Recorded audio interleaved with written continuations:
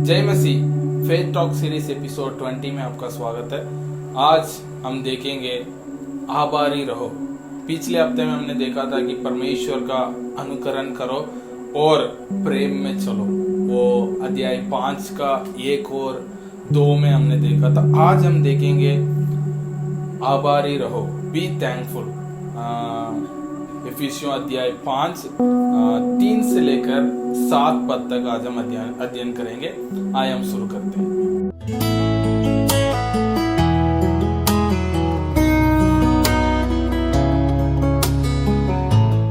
इफिसियों अध्याय 5 का 3, जैसा पवित्र लोगों की योग्य है वैसा तुम में व्यभिचार और किसी प्रकार के अशुद्ध काम या लोभ की चर्चा तक ना हो। Let there be no sexual immorality, impurity or greed among you. Such sins have no place among God's people. तो आज हम देखते हैं, जैसा हमने पिछले हफ्ता में देखा था, परमेश्वर को हमें इमिटेट करना चाहिए, परमेश्वर का अनुकरण हमें करना चाहिए, क्योंकि हम परमेश्वर के परिवार के सदस्य हैं और परमेश्वर प्रभु यीशु मसीह का देह का एक अंग है। इसलिए हमें क्या करना चाहिए? परमेश्वर का अनुकरण करना जरूरी है। उसके बाद हमने देखा है कि जैसा मसीह ने, परमेश्वर ने हमसे प्रेम किया वैसे ही हमें क्या करना चाहिए? प्रेम में चलना चाहिए, हमने देखा था। और हमने बहुत सारा आशीष है मसीह में, क्या क्या आशीष है पिछले 4 अध्यायों में हमने अध्ययन किया है। ये सारे होने के बावजूद परमेश्वर जो है, पौलुस जो है कलीसिया से ये एक्सपेक्ट करते हैं। वो कहते हैं कि अभी मसीह में आप पवित्र लोग हैं, चुने हुए लोग हैं, तो जैसा पवित्र लोग की योग्य है ना, तो हम परमेश्वर के परिवार में परिवार के एक सदस्य हैं, उस योग्य चाल चलना भी जरूरी है। पौलुस कहते हैं कि जैसा व्यभिचार और अशुद्ध काम और लोभ, ये 3 चीजों का कलीसिया में या पवित्र लोगों की संगति में उसके चर्चा भी नहीं होना चाहिए, पौलुस कहते हैं। मतलब वो कहते हैं कि देखो, मैं तो ये कहता हूँ कि कोई भी पाप कलीसिया में नहीं होना चाहिए या मसीह का देह में कोई भी पाप नहीं होना चाहिए, लेकिन पौलुस कहते हैं कि विशेष कर कलीसिया में, उस समय का कलीसिया में पौलुस के पास बहुत सारे कंप्लेंट्स आया होगा। लोग मसीह में आने के बाद भी यही काम जो पुराने जीवन में जो करते थे वही करते आ रहे हैं और कहते हैं कि परमेश्वर के अनुग्रह है, परमेश्वर के अनुग्रह के द्वारा हम बचाए गए हैं। ऐसे बहुत सारे चीज लोग करते आए हैं। इसलिए पौलुस कहते हैं कि आप मसीह के परिवार के एक सदस्य हैं। परमेश्वर ने, आप पवित्र कहलाने की योग्य नहीं थे, हम पवित्र कहलाने के योग्य नहीं थे, फिर भी परमेश्वर ने हमें पवित्र कहलाया, हमें पवित्र जन कहलाया और उसके परिवार में हमें शामिल किया। तो पौलुस कहते हैं अभी जो है व्यभिचार या कोई अशुद्ध काम या कोई लोभ, विशेष करके लोभ का कोई भी चर्चा तक हमारे बीच में, पवित्र लोग के इस बीच में, इस संगति में नहीं होना चाहिए। पवित्र लोग मतलब हमें पहला अध्याय में हमने अध्ययन किया है कि हम अलग किए हुए लोग है ना, अलग किए हुए लोग, उसमें जो है अशुद्धता का कोई भी कार्य नहीं है। उसके बाद कई बार हम सोचते हैं कि कलीसिया में लोग एक स्टैंडर्ड बना देते हैं कि जो हम अशुद्ध काम, जैसा कोई कभी विचार नहीं किया हो, कभी ऐसा अशुद्ध काम कोई भी नहीं किया हो या कभी लोभ नहीं किया हो, वो घमंड भी नहीं करना चाहिए, क्योंकि being moral or holy doesn't mean that we should be proud about that. It is an inbuilt character of the Father we received by grace alone. वो जो है हमारे पिता का एक गुण है जो ऑलरेडी हम में अंदर है। जैसे कि हम कभी विचार नहीं करते मसीह लोग, या हम कभी गंदे काम कुछ नहीं करते, हम लोभ नहीं करते हैं, ये जो है हमारा कोई कोशिश करने से नहीं है। ये स्वभाव जो है परमेश्वर का स्वभाव है, वो हमारे अंदर ऑलरेडी है। पिछले हफ्ता मैंने डीएनए का जिक्र किया था, जो हम परमेश्वर का डीएनए हम में है। इसलिए ये सारे चीज जो है हमारे कार्य नहीं है। वह एफिसियों अध्याय 2 का 8 और 9 में लिखा गया है कि परमेश्वर के अनुग्रह के द्वारा विश्वास से हम उद्धार पाए हैं, इसमें कोई भी घमंड ना करे ताकि ये मेरे काम की वजह से हुआ हो। ये हम ये सारे चीज इसलिए करते हैं, हम परमेश्वर से प्रेम करते हैं और परमेश्वर ने हमें बेइंतहा हमारे जीवन में प्रेम किया है, इसलिए हम ये सारे चीज जो है हम नहीं करते हैं। इसलिए नहीं कि हाँ जो मैं ये सारे चीज नहीं कर रहा हूँ इसलिए परमेश्वर ने मुझे नहीं सुना, वो कमेंट हमारे जीवन में कभी नहीं आना चाहिए। परमेश्वर ने हमें हमारे योग्यता को देखकर नहीं चुना, परमेश्वर ने उसके महान प्रेम से हमें चुना। उसके बाद यदि हम 5 का 4 पढ़ते हैं, उसमें लिखा गया है कि और ना निर्लज्जता और मूर्खता की बातचीत की, ना टट्टे की, क्योंकि ये बात शोभा नहीं देती है वरन धन्यवादी सुनाए जाए। इंग्लिश में obscene stories, foolish talk और coarse jokes, these are not for you. Instead, let there be thankfulness to God. हमें हमारे बीच में कोई भी निर्लज्जता की बात, बेशरम की बात और मूर्खता की बातचीत और किसी को टट्टे में उड़ाने की बात जो है हमारे इस परमेश्वर के परिवार में वो शोभा नहीं देती है। वचन कहती है कि ऐसे बातें जो है हमारे परमेश्वर के इस पवित्र लोक की संगति में शोभा नहीं देती है। हमें क्या करना चाहिए? केवल धन्यवाद देना चाहिए। कई बार इसको लेकर हमेशा कई लोग सोचते हैं कि कहीं भी जाए जय मसीह जय मसीह जय मसीह, परमेश्वर की महिमा हो, ऐसे बोलते रहते हैं और ऐसा बाहर दिखाते हैं कि वो बहुत पवित्र है, वो जैसा पवित्र लोग इस दुनिया में है ही नहीं, ऐसे लोगों के सामने दिखाते हैं, वो भी नहीं है। कई लोग बोलते हैं अरे मसीह लोग होने के बावजूद भी तुम लोग हंसी मजाक करते हैं, जो एक दूसरे पे जोक करते हैं, वो गलत है। नहीं है, हम खुश रह सकते हैं, एक दूसरे को हम क्या कर सकते हैं? इनकरेज कर सकते हैं, एक दूसरे के साथ मजाक कर सकते हैं, लेकिन हम एक दूसरे को किसी को चोट पहुंचाने की बात या जैसे कि गंदे कहानियां और मूर्खता की बात, जिस बात करके कुछ फायदा ही नहीं है, ऐसे बातें और एक दूसरे को बहुत नीचे दिखाने वाले बात या उनको दुख पहुंचाने वाले बात जो है इस नया परिवार में, ये पवित्र लोगों की संगति में शोभा नहीं देती है। इस सब का अपोजिट, इस सारे चीज को उल्टा क्या है? एक ही बात है, धन्यवाद देना। धन्यवाद, एक आभारी रहना, मतलब वो उसके लिए एक वो नम्र व्यक्ति होना जरूरी है। नम्रता जो है हमारे जीवन में होगा तभी हम क्या करते हैं? आभारी रह सकते हैं। वो घमंड लोग कभी आभारी नहीं रह सकते। कई बार मेरे को हमारे एक डायरेक्टर सर रहते थे, वो हमेशा बोलते थे कोई भी चीज कोई करते तो तुरंत थैंक यू बोलने के लिए वो बोलते थे।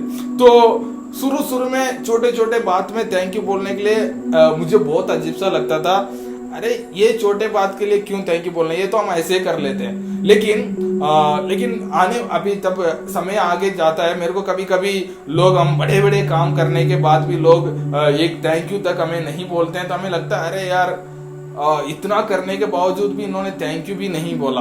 तो ये जो है कभी हमें लगता है कि वो बहुत घमंड है। तो हमें जो है उसके बाद में सिखाता है कि छोटे बात में भी लोगों को धन्यवाद बोलो, और ये जो है एक नम्र लोगों का एक पहचान है। यदि एक व्यक्ति हमेशा कुछ भी छोटा सा भी आप मदद करते हो, वो थैंक यू बोलता है, इसका मतलब यह है वो जो है एक नम्र व्यक्ति है, नम्रता के साथ वो करने वाले व्यक्ति है। वो व्यक्ति जो है ऐसे कार्य नहीं करेगा। तो घमंड लोग धन्यवाद नहीं दे सकते हैं, वो हमेशा अपने बारे में सोचते हैं, अरे कुछ भी करते तो मैं इससे ज्यादा अच्छा कर सकता हूँ, तो उनको धन्यवाद क्यों दो। तो ऐसे लोग जो है पवित्र लोग के इसमें उन ऐसे कैरेक्टर भी इस संगति में जो है शोभा नहीं देती। उसके बाद धन्यवाद, आभारी रहना, वो जो है If you are thankful to God, we will be following God. हम परमेश्वर के प्रति, परमेश्वर ने हमें हमारे जीवन में जो भी करते हैं तो परमेश्वर को हम धन्यवाद देते हैं, तो क्या करते हैं? हम परमेश्वर के भी आज्ञा भी बहुत अच्छे से पालन कर सकते हैं। परमेश्वर ने जो भी आज्ञा है, परमेश्वर की इच्छा को हम क्या करते हैं, पूरा करते हैं। उसके बाद हम यदि अपने स्पाउस को, यदि पत्नी पति के प्रति यदि आभारी रहते हैं, यदि धन्यवाद देते रहते हैं, वो जो है उनके जीवन में व्यभिचार, सेक्सुअल इमोरालिटी का कोई भी चीज उनके बीच में आ नहीं सकते, क्योंकि वो एक दूसरे से ऐसा प्रेम करते हैं, दूसरे अपोजिट सेक्स के बारे में ये गलत सोच भी नहीं सकते हैं, क्योंकि वो एक दूसरे से बहुत प्रेम करते हैं। यदि हम पड़ोसी का प्रति हम प्रेम रखते हैं या आभारी रहते हैं, हम क्या करते हैं, उनके बारे में गंदे बात हम नहीं करते हैं, उनके टट्टे में उड़ाएंगे नहीं। तो धन्यवाद देना एक बहुत छोटी सी चैप्टर है या छोटी सी शब्द है, लेकिन उसको हमारे जीवन में लेके आना बहुत मुश्किल है। लेकिन परमेश्वर चाहते हैं कि हमें ये सारे बातों को छोड़कर धन्यवाद दें, विशेष कर परमेश्वर को। उसके बाद जहां पर भी हम रहते हैं, उनको जो भी छोटे मोटे चीज, हर परिस्थिति में पौलुस कहते हैं कि यदि हम एफिसियों 1 थिस्सलुनीकियों 5:18 हम यदि हम देखते हैं, उसमें लिखा है कि 1 थिस्सलुनीकियों 5:18 उसमें ऐसा लिखा है, हर बात में धन्यवाद करो, क्योंकि तुम्हारे लिए मसीह यीशु में परमेश्वर का यही में हर बात में, हर परिस्थिति में परमेश्वर को धन्यवाद देना जरूरी है। और यदि हम पुराने नियम में देखते हैं, दाऊद भी कहते हैं कि मैं हर समय परमेश्वर को धन्यवाद दूंगा। तो यदि ये लेखक जो है पौलुस भी वो कहते हैं किस परिस्थिति में, वो हर परिस्थिति में गुजर चुके हैं, जेल में और कई जगह में उनको उपद्रव में लोगों ने उनको परसिक्यूट किया। हर परिस्थिति में पौलुस कहते हैं कि मैं धन्यवाद परमेश्वर को दूंगा, क्योंकि ये परमेश्वर का, प्रभु यीशु मसीह में परमेश्वर का इच्छा यही है। उसके बाद यदि हम फिलिपियों 4:6 हम पढ़ते हैं, उसमें लिखा है कि यदि हम प्रार्थना करते हैं उसमें भी हमें धन्यवाद देना जरूरी है। फिलिपियों 4:6 उसमें ऐसा लिखा है,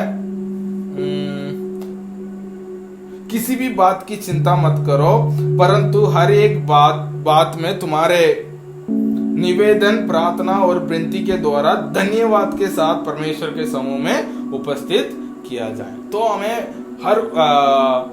हर परिस्थिति में, यदि प्रार्थना में भी निवेदन के साथ हमें धन्यवाद के साथ परमेश्वर के सामने जो है उपस्थित किया जाए, ताकि 4:7 में लिखा है, तब परमेश्वर का शांति जो सारी समझ से परे है, तुम्हारे हृदय और तुम्हारे विचारों को मसीह यीशु में सुरक्षित रहेगी। तो हमें क्या करना चाहिए, हर बात में परमेश्वर को धन्यवाद देने से क्या होगा, परमेश्वर के शांति जो समझ से परे हैं वो हमारे जीवन में हमेशा बने रहते हैं। यदि हम देखते हैं दानियल 6:10 में देखते हैं, दानियल जो है उस कठिन परिस्थिति में भी यदि लोग उनके विरोध में बात करते थे, राजाओं के सामने जाके उनके बारे में रिपोर्ट करते थे, उस समय में दानियल जो है अपने कमरे को बंद करके परमेश्वर को धन्यवाद देता है, क्योंकि वो उनका एक आदत सा बन जाता है। तो हमारे जीवन में भी आभारी रहना, यदि हम नया नियम में प्रभु यीशु मसीह का सेवकाई समय में देखते हैं, वो यीशु मसीह ने 10 कोढ़ों को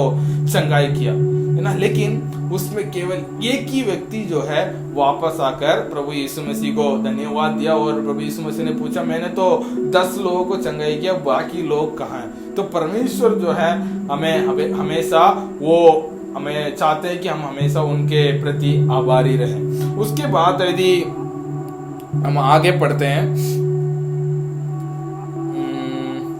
अध्याय 3:5 हम पढ़ते हैं, इसमें लिखा है कि क्योंकि तुम ये जानते हो कि किसी व्यभिचारी और अशुद्ध जन या लोभी मनुष्य की जो मूर्ति पूजक के बराबर है, मसीह और परमेश्वर के राज्य में मिरास नहीं है ना। तो जो व्यभिचारी है, जो अशुद्ध जन है, जो लोभी मनुष्य है, उनको परमेश्वर के राज्य में कोई भी मिरास नहीं है। तो पौल कहते हैं कि आप एक नया मनुष्य हो चुके हैं ना। 2 कोरिन्थियों 5:17 में लिखा है कि यदि कोई मसीह में है तो नई सृष्टि है, पुराने बातें बीत गई हैं, देखो सब नहीं हो चुके हैं। तो नया मनुष्य में जो है कभी कभी पुराने आदतें कुछ रह जाती है, लेकिन इसमें जो है पौलुस जो कहते हैं कि जो व्यक्ति जो है व्यभिचारी जो है परमेश्वर का जन नहीं है, जो लोभी है वो भी परमेश्वर का जन नहीं है, जो अशुद्ध कार्य को अपने स्वभाव बना चुका है वो भी व्यक्ति परमेश्वर का जन नहीं है, और उनको परमेश्वर के राज्य में या मसीह के राज्य में कोई भी मिरास नहीं है। कई बार हम लोग सोचते हैं कि कई मसीह में राज्य में आने के बाद कोई कभी गलती करते हैं तो उनको भी हम क्या करते थे, कई बार उस पापी का कैटेगरी में हम उनको कंसिडर कर लेते हैं। लेकिन इसमें जो पौलुस कहते हैं कि जिनका स्वभाव जो है पुराने आदत सा है, उसमें उनका स्वभाव में कोई भी बदलावट आया नहीं है, वो है परमेश्वर, उसको वो जो है पुराना व्यक्ति है और वो मूर्ति पूजक के समान है। जब मसीह में आने के बाद तो मूर्ति पूजक कोई नहीं है, जो मूर्ति पूजक के समान है, जो पुराने आदत है, पहले जो है जो आदत करते थे वो अभी भी करता है, वो जो है पुराने जीवन में ही है, वो जो है परमेश्वर के राज्य में उनका कोई भी मिरास नहीं है। तो इसमें जो है पौलुस जो कहते हैं ज्यादातर अब इसमें वो अन्य जातियों के स्वभावों के बारे में बात कर रहे हैं और कहते हैं कि वो अन्य जाति है, परमेश्वर के परिवार में नहीं है, परमेश्वर का प्रभु यीशु मसीह का शरीर का अंग नहीं है, वो ऐसा जैसा काम कर रहे हैं, वो लोग जैसा काम कर रहे हैं वो हमें नहीं करना चाहिए। कई लोग मन में ये सवाल आता है क्या तो परमेश्वर ऐसे लोगों को, अपने बच्चों को दंड नहीं देता? तो मेरा जवाब है हाँ भी है ना भी है। परमेश्वर दंड देता है। यदि परमेश्वर हमारा पिता है तो जैसा हम अपने माता पिता हैं जो अपने बच्चों को दंड देते हैं, हाँ देते हैं, लेकिन जैसा हम दंड देते हैं वैसे ही परमेश्वर दंड दे वो कंपलसरी नहीं है। परमेश्वर अपने लोगों को दंड देता है। जैसा एक उदाहरण ले लेते हैं, यदि कलीसिया में एक व्यक्ति दारू पीता है तो दारू पीता है और उनका जीवन में ऐसा हिल के चल रहा था और एक कार में एक्सीडेंट हो गया, रोड में जाते वक्त कार में एक्सीडेंट हो गया, तो क्या लोग क्या बोलेंगे? क्या परमेश्वर ने उस गाड़ी को भेजा इस व्यक्ति को टोक दे ताकि ये सुधर जाए या इसका जीवन जो है खत्म हो जाए? क्या परमेश्वर ने उस गाड़ी को भेजता है? नहीं, इसको जाके टोक दो, नहीं, क्योंकि ये दारू पीता है, अपने चलने में बैलेंस नहीं है तो कहीं ना कहीं वो गिरेगा। तो जो कार्य करता है उसका प्रतिफल जो है वो जो है उसका जीवन में पाएगा। तो लेकिन परमेश्वर उनको दंड कैसे देगा? तो एक दो उदाहरण बाइबल में है। जो पतरस यीशु मसीह को इनकार कर दिया था, उनको प्रभु यीशु मसीह ने दंड कैसे दिया, आप लोग बाइबल में पढ़ के देख सकते हैं। और उसके बाद नहीं है, मतलब परमेश्वर जो है अपने लोगों को दंड नहीं देता है, नहीं। इस रीति में मैं कहता हूं जैसा पापियों को परमेश्वर दंड देता है वैसे अपने बच्चों के साथ परमेश्वर व्यवहार नहीं करे। उनको परमेश्वर जो है अलग तरीके का है, क्योंकि हमें जो है हम जो है उसके परिवार में शामिल हो चुके हैं। उसके बाद एफिसियों 5:6 हम पढ़ते हैं, कोई तुम्हें व्यर्थ बातों से धोखा ना दे, क्योंकि इन्हीं कामों के कारण परमेश्वर का क्रोध आज्ञा ना मानने वालों पर भटकता है। Don't be fooled by those who try to excuse these sins, for the anger of God will fall on all who disobey him. कई बार परमेश्वर का क्रोध जो है आज्ञा नहीं मानने वालों पर आती है। ये आज्ञा नहीं मानने वालों कौन है? मैं ये मानता हूँ वो परमेश्वर का बच्चे नहीं है, वो परमेश्वर के संतान नहीं है, मसीह का देह के सदस्य नहीं है। आज्ञा नहीं मानने वाला जो है वो पुराना मनुष्य है। तो परमेश्वर का दंड जो है हमारे मसीह के दुश्मन लोग के लिए, वो जो है अविश्वासी लोगों के लिए, जो परमेश्वर का दंड जो है आज्ञा नहीं मानने वाला, मतलब परमेश्वर के संतानों में नहीं है, वो जो है अन्य जातियों पर आती। हम यदि रोमियो के पुस्तक में भी हम पढ़ सकते हैं, पहला अध्याय में लोग परमेश्वर को जानते हुए भी उनके आज्ञा पालन नहीं करते, उनको विश्वास नहीं करते, उनके ऊपर परमेश्वर के दंड जो है आते हैं। उसके बाद पौलुस कहते हैं कि एफिसियों 5:7 में, इसलिए तुम उनके सहभागी ना हो। वो कहते हैं कि ऐसे लोगों को सहभागी तुम मत बनो। तो हमें क्या करना चाहिए, ऐसे लोगों को जो विचार करते हैं, जो गलत काम करते हैं, जो लोभ करते हैं, ऐसे लोगों को पार्टनर्स मत बनो, उनके साथ मत दो। ऐसा इसका मतलब ये नहीं कि ऐसे लोगों से बात नहीं करना चाहिए, उनको सुसमाचार नहीं प्रचार करना चाहिए, उनको बिल्कुल दूर रखना चाहिए, नहीं, उनसे बातचीत करना चाहिए, उनको काउंसल करना चाहिए, उन तक परमेश्वर का प्रेम को पहुंचाना जरूरी है, लेकिन उनके साथ सहभागी मत बनो। सहभागी मतलब वो जो भी कार्य करते हैं वैसे ही हम भी करने लग जाएं, वैसे ना करें। वो जो है पुराना मनुष्य है, पुराना मनुष्य जो है अभी मर चुका है, अभी हम जो है नया मनुष्य बन चुके हैं। तो हमारे जीवन में क्या होना चाहिए, नया चीज है, नया परिवार के रीति रिवाज के अनुसार, नया परिवार में जो चीज शोभा देती है, आभारी रहना,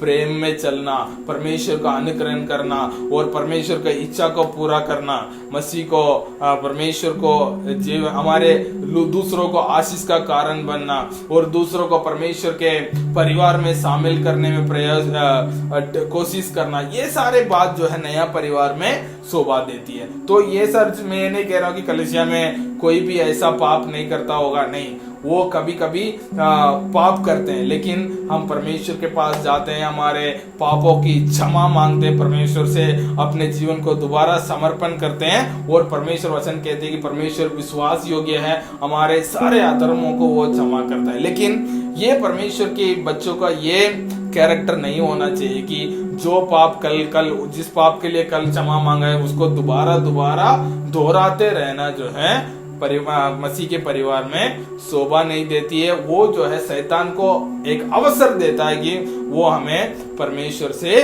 दूर लेके चले जाएं और परमेश्वर से जो कार्य हम करते हैं उसका दंड जो है हमारे जीवन में जरूर आएगी। तो हमें क्या करना चाहिए, वजह पौलुस कहते हैं कि ये सारे लोगों के समान ना बने, आभारी रहें। तो आज का टॉपिक जो है, हम हर समय में परमेश्वर को धन्यवाद देना, वो प्रभु यीशु मसीह में परमेश्वर का इच्छा वही है। तो केवल परमेश्वर से नहीं है, हमारा जीवन जो है एक आभारी देने वाला एक जीवन होना चाहिए हमारे परमेश्वर से और हमारे आसपास में रहने वाले लोगों से, हमारे परिवार के लोगों से और हमारे पड़ोसियों से भी। हमारे जीवन जो है ये एक बिल्कुल अलग सा होना चाहिए, जैसे हमने बोला था, एक पवित्र लोग जो मतलब अलग किए हुए लोग। तो हमारा जीवन जो है बिल्कुल अलग दूसरों के सामने दिखना जरूरी है ना। तो आज हम इस वचन के द्वारा मैं विश्वास करता हूँ परमेश्वर ने हमें आशीष किया होगा। तो मैं हम प्रार्थना करेंगे, परमेश्वर से प्रार्थना करें ताकि परमेश्वर हमें एक धन्यवाद देने वाला व्यक्ति बने। हर समय में धन्यवाद देने के लिए हमें धन्यवाद देने वाला व्यक्ति बनाओ करके हमें प्रार्थना करेंगे। पिता परमेश्वर, हम आपको धन्यवाद देते हैं आज इस वचन के द्वारा आपने हमसे बातचीत किया, धन्यवाद करते हैं प्रभु जी। पिछले दिनों में आपको अनुकरण करने का और प्रेम में चलने के बारे में हमने अध्ययन किया, लेकिन आज आपने एक आभारी जीवन, एक नम्रता की जीवन, एक हर परिस्थिति में आपको धन्यवाद देने के लिए, और कोई भी पिता परमेश्वर हमारे लिए कोई मदद करते हैं, हमारे जीवन में जितने भी लोगों को आपने हमें दिया है प्रभु जी, उनके प्रति धन्यवाद रहना, और पिता परमेश्वर हमारे पड़ोसियों के प्रति भी पिता परमेश्वर आभारी रहने के लिए हमें अनुग्रह करना प्रभु जी। वचन के द्वारा आपने आशीष किया, धन्यवाद पिता परमेश्वर। हमारे जीवन के द्वारा आपके नाम की महिमा, और पिता परमेश्वर वचन में लिखा गया है कि यदि हम हर समय धन्यवाद देते हैं प्रभु जी, आपके शांति जो समझ से परे है हमारे जीवन में हमेशा बने रहे। धन्यवाद, सारे आदर महिमा आपके देते हुए प्रार्थना मांगते हैं यीशु मसीह के नाम से, आमीन।